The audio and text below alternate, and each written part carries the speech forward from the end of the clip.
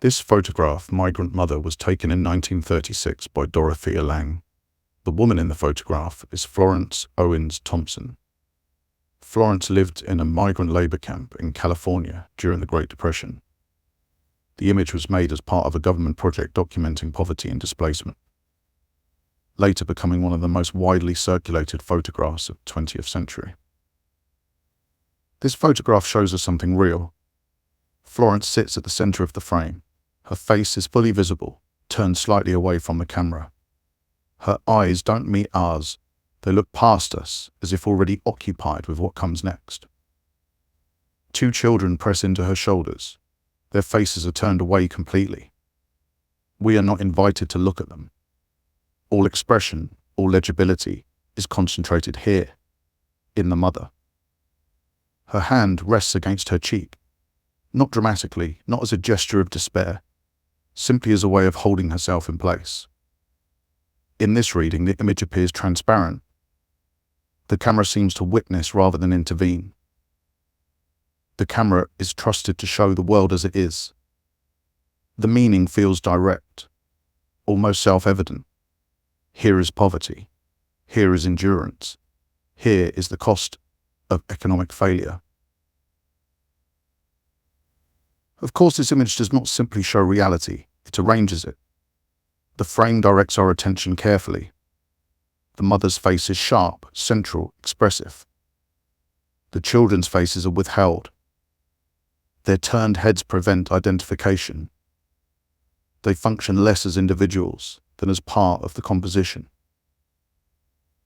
The hand on the cheek becomes meaningful because we have learned how to read it. Thoughtful, burdened, enduring. The photograph guides interpretation before we notice we're interpreting. We now know the woman was asked to pose. We know the image was selected from others.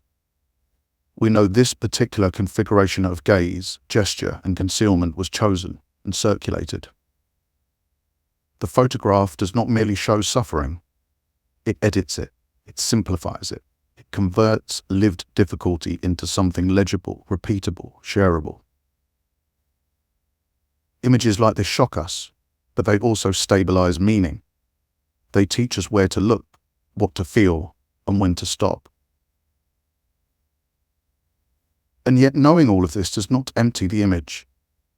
The analysis explains the framing, but the eyes remain, still looking past us.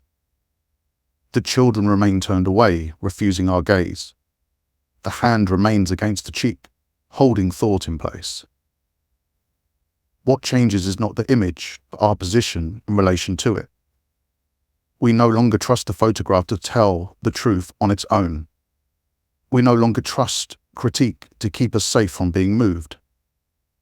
The problem is not that the photograph deceives us.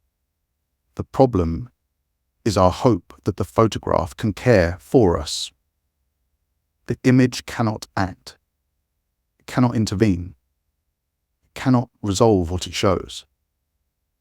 What it can do is make a claim on us, not to feel correctly or to understand completely, but to remain present. The question is no longer what the image means. The question is what it asks of us now. We look at the eyes. We notice the turned faces. We see the hand holding the weight. We stay.